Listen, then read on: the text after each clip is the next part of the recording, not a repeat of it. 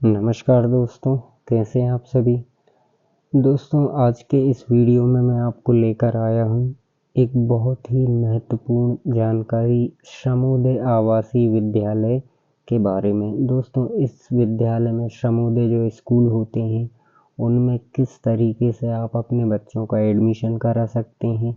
सबसे पहली चीज़ तो दोस्तों, ये जो श्रमोदय आवासीय विद्यालय होते हैं इनमें आपके बच्चे की पढ़ाई पूर्ण रूप से निःशुल्क करवाई जाएगी।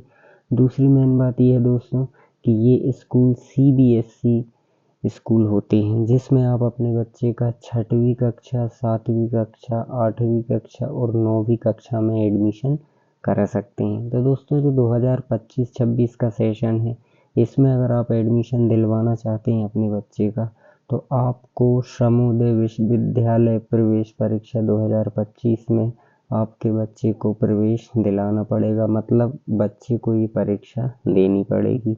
अब किन किन के बच्चे इनमें एडमिशन ले सकते हैं, किन किन लोगों के बच्चे इसमें एडमिशन लेने के लिए पात्र हैं, इस वीडियो में मैं आपको पूरी जानकारी देने वाला हूं। आपसे बस इतनी रिक्वेस्ट है दोस्तों कि इस वीडियो को शुरू से लेकर आखिरी तक पूरा देखें, तब जाके आपको सारी जानकारी समझ में आएगी।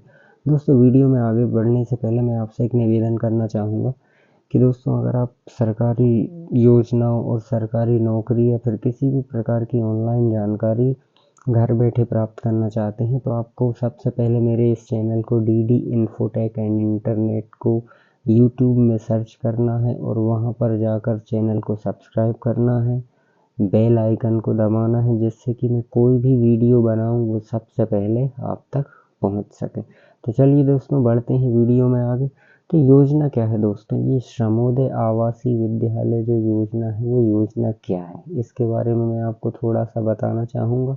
दोस्तों, अगर आपको मेरी आवाज़ से ये चीज़ समझ में ना आए तो आपको क्या करना है कि वीडियो को पॉज करना है, रोकना है और आप आराम से इसको पढ़ सकते हैं जिससे कि आपको सारी जानकारी आराम से समझ में आ जाएगी। तो चलिए दोस्तों, मैं आपको इसको थोड़ा सा बता देता हूँ कि मध्य प्रदेश भवन एवं अन्य सन्निर्माण कर्मकार, मतलब जो भी श्रमिक हैं जिनके पास भी श्रमिक कार्ड है या फिर संबल कार्ड है, उनके जो बच्चे हैं वो बच्चे इस स्कूल के अंदर होने वाली ये जो परीक्षा है उसमें बैठ सकती हैं।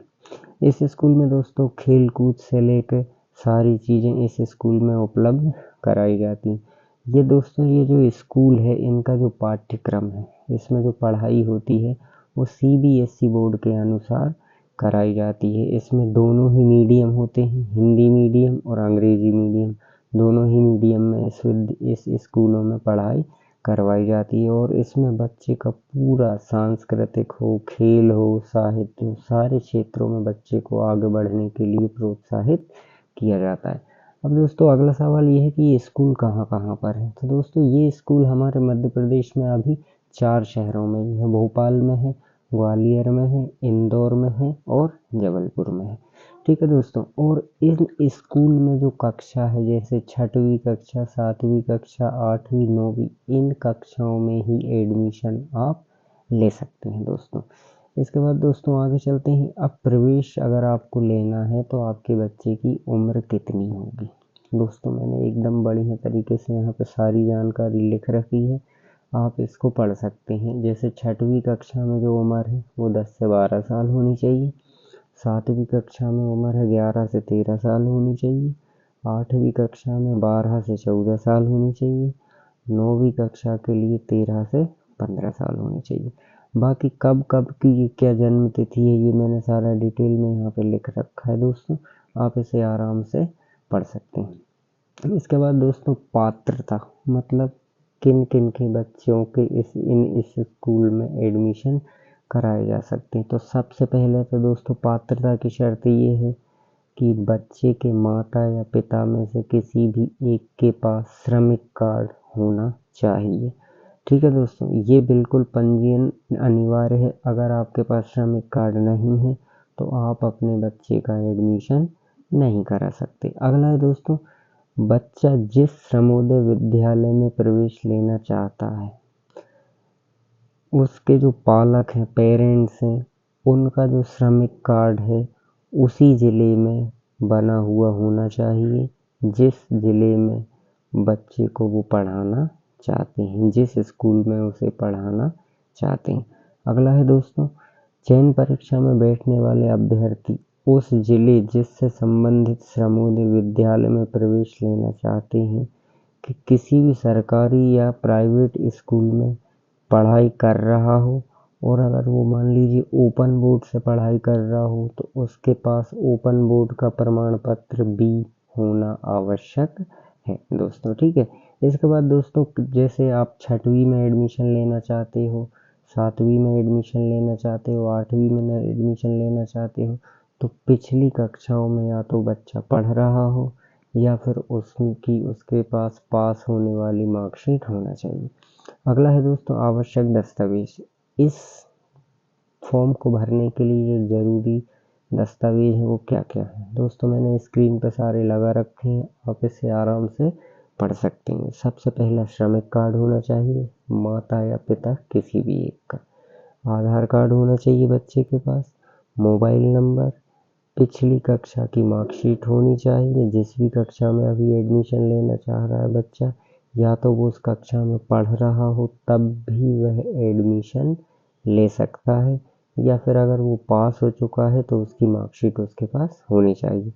अगला है दोस्तों, पासपोर्ट साइज फ़ोटो, समग्र आईडी, यदि बच्चा विकलांग है तो उसका सर्टिफिकेट, पेरेंट्स माता या पिता में से किसी एक का निवास प्रमाण पत्र होना चाहिए, समग्र आईडी में KYC होना चाहिए, जाति प्रमाण पत्र होना चाहिए, यदि वो कोई विशेष कैटेगरी SC ST या OBC में आता हो तो उसका सर्टिफिकेट होना चाहिए। इसके बाद दोस्तों, यदि आप ओपन बोर्ड से बच्चा पढ़ाई कर रहा है तो उस बोर्ड से प्रमाण पत्र भी उसके पास होना चाहिए। तो दोस्तों, अब मैं आपको बताना चाहूँगा कि इस फॉर्म को भरने की जो तारीख है वो प्रारंभ हो चुकी है 14 जनवरी 2025 से, और इसकी जो अंतिम तिथि है वो 30 जनवरी 2025 रखी गई है, और जो परीक्षा होगी वो होगी 9 फरवरी 2025 को। अब दोस्तों, ये फॉर्म कहाँ से भरना है, तो ये फॉर्म आप अपने नज़दीकी ऑनलाइन सेंटर पे जाके भर सकते हैं, या फिर मैंने ये देखिए ये लिंक दे रखी, इससे आप डायरेक्ट भी अपने फ़ोन से या कंप्यूटर जो भी आपके पास है वहाँ से आप ये फॉर्म भर सकते हैं दोस्तों। इसके बाद दोस्तों, अब मैं आपको ये बताना चाहूँगा कि दोस्तों, अगर आप किसी भी प्रकार की सरकारी योजनाओं के बारे में जानकारी प्राप्त करना चाहते हैं या फिर जॉब से रिलेटेड कोई जानकारी प्राप्त करना चाहते हैं तो मैं आपसे रिक्वेस्ट करूँगा कि दोस्तों चैनल को सब्सक्राइब ज़रूर कर लें। मिलते हैं दोस्तों अगली वीडियो में। मुझे उम्मीद है कि आपको ये वीडियो पसंद आई होगी, आपको ये जानकारी अच्छी लगी होगी, और अगर आपको ये जानकारी अच्छी लगी हो, वीडियो पसंद आई हो, तो दोस्तों मैं रिक्वेस्ट करूँगा कि मेरे इस चैनल को सब्सक्राइब ज़रूर करें। तो दोस्तों चलिए मिलते हैं अगली वीडियो में, तब तक के लिए धन्यवाद।